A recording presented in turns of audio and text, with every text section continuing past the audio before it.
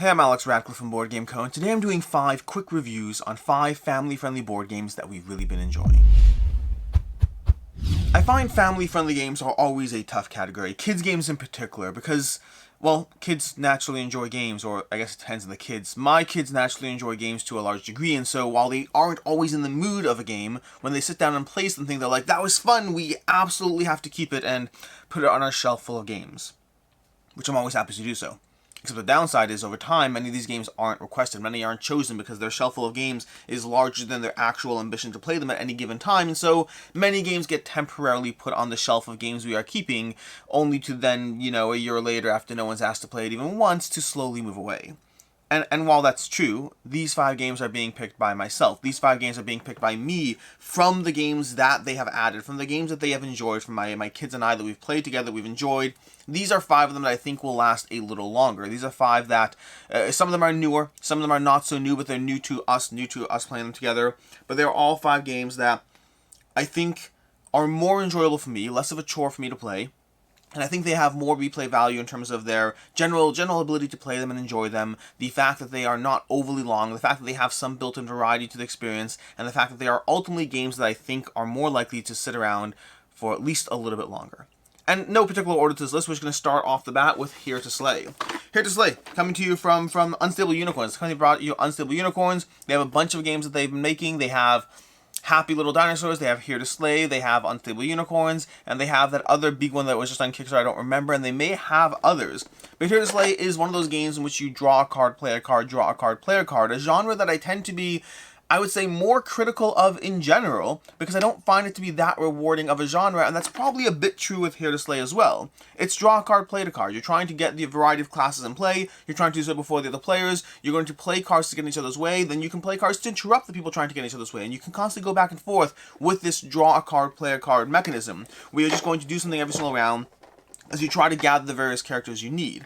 The reason I like Here to Slay is because Here to Slay has a degree of tableau building. Many of those cards you're drawing are these classes that you need, and so you're putting them in front of you and building out your own tableau of characters, of abilities, of things you can do to improve your experience. So even though the core gameplay loop is something that I find to be not that rewarding, it manages to incorporate other elements of gameplay that I do find rewarding. Powers, abilities, characters, cutesy artwork, cutesy artwork isn't necessarily the thing that I generally find rewarding. This box is falling open as I do this. But overall, I find Here to Slay gives a very compelling experience, despite being in a genre that I usually am a bit more critical of. Between the art, the characters, and everything fun going on here, this is a game that my kids very much enjoy, and it's one that I'm happy to play as well. So I imagine this one will stick around for a bit, and also, this is one that they can play directly with their friends. There's not many games, even though there's many games they enjoy and can play with me, there's not as many that they know well enough to pull out and play with their friends, and Here to Slay definitely falls into that category. Number 2 is a very recent one we've played. Not a recent game, but a recent one we've played, which is Minecraft Builders and Biomes.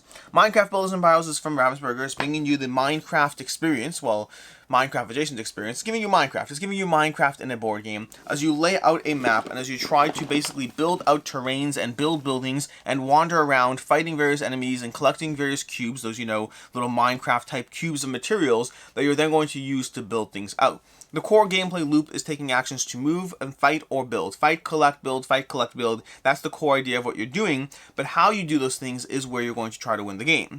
Because the game has a few things going for it. The fighting is rewarding in many ways, giving you various extras, giving you extra turns, things like that. And it can give you a very satisfying experience as you fight your way through the game.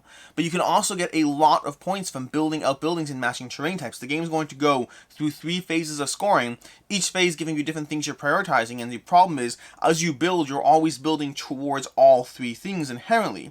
So the patterns you build on your map, you have to be mindful as you go as to how those patterns will achieve multiple scoring criteria, of potentially gathering enemies that even further fulfill those criteria, of fighting enemies here and there, because you want to have both going on. You will not always have access to the right buildings at the right time, and so this game gives you a very interesting puzzle of collecting cubes, fighting enemies, building buildings, and being mindful of different types of scoring criteria, making it both accessible and fun for those who want a pure Minecraft experience, from those who are coming into this with the mindset of, well, I like Minecraft, and maybe I'll play a board game as well, which my kids like Minecraft, and they definitely like playing board games as well, but but it also gives you enough of a rewarding puzzle as far as how you can actually optimize around that, and it's a good setup for other scoring types games. If you want to get to a point where your kids are playing other games such as Cascadia or Calico or any of these various point scoring combinations, Minecraft is a good entry point because it does give you that framework as to how to pursue point scoring combos by putting things in the right place, by gathering the right things, by having things touch each other in different ways, while still giving you battle and combat and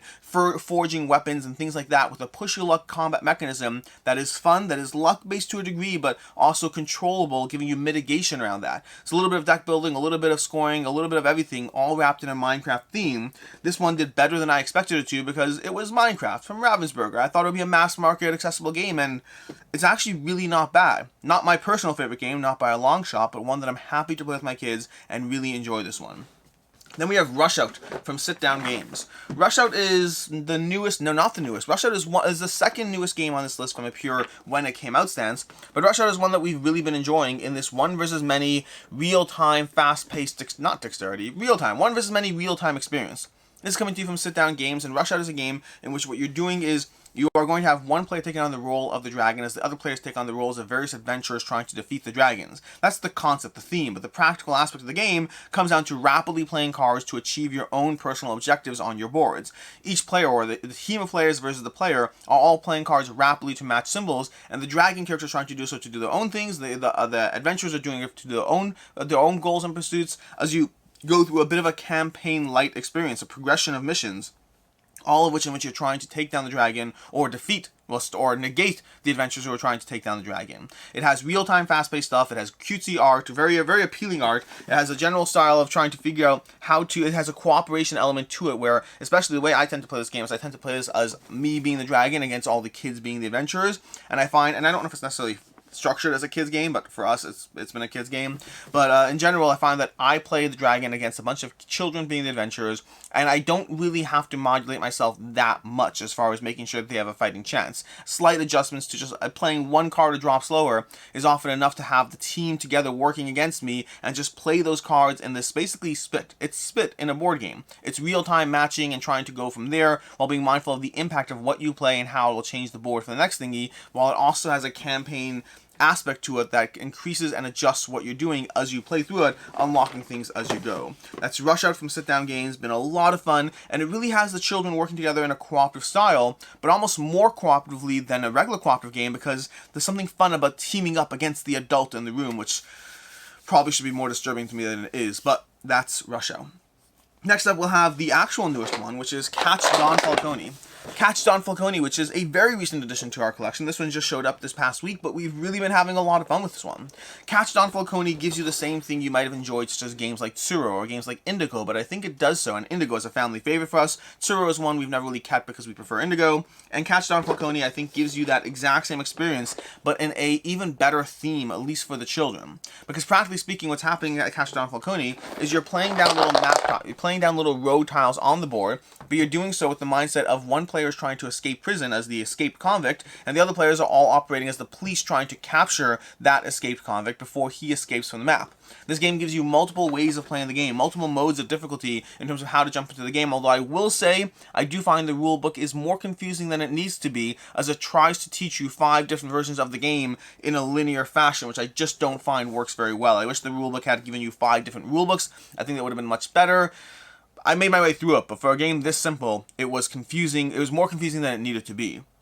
But the actual gameplay, let's assume one of the more medium modes of the game. The actual gameplay comes down to playing a tile and moving your car, playing a tile and moving your car. If you've played games like Indigo or Tsuro, the idea is you play a tile towards the end of your piece, and then your piece moves as far as it needs to along the chain of interconnected things.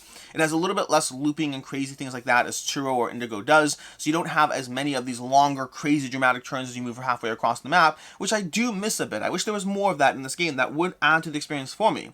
But past that, it is still very much enjoyable, as you have a bit more of a target, a bit more of a thematic approach to what you're doing. In both Tsuro and Indigo, the whole entire concept is very vague and abstract. In Catch Don Falcone, you are racing to try to catch the escaped convict, or the convict is trying to escape the map, and in both situations, that feels more real.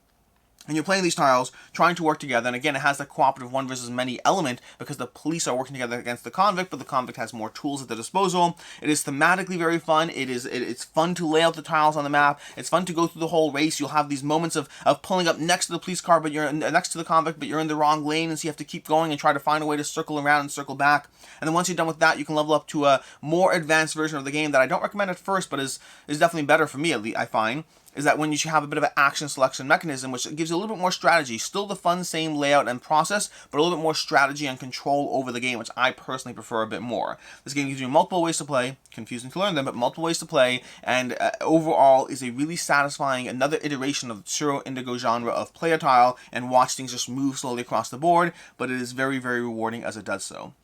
And then lastly, we have Catacombs of Karak. Catacombs of Karak is a dungeon crawling experience very focused around kids. It's a dungeon crawling experience in which you're going to take on the role of a character and then start wandering around the dungeon in a not cooperative dungeon crawler in which you're not fighting each other, but you are fighting the various denizens of the dungeon, trying to gather as much loot as possible, trying to take them down, to level up your character, to use the various perks or abilities to gather weapons, to just power yourself up and get stronger in throughout the course of the game, while hoping to eventually be able to return to the center and defeat the evil big bad before the other players do so. Then from there you'll score up all your points, seeing what you did, seeing what you accomplished along the way, and ultimately see who won or lost in Catacombs of Karak. I find this gives you the pure simplicity of a dungeon crawling experience. It does so competitively, which is not my preferred way to approach this. One of the reasons I prefer Core Quest over Catacombs of Karak is Core Quest gives you that more cooperative teamwork aspect, versus Karak has you not fighting each other, but also a bit more competitive. So that part is a slight thing against it, but past that, the pure simplicity of Catacombs of Karak, I think, is better than Core Quest.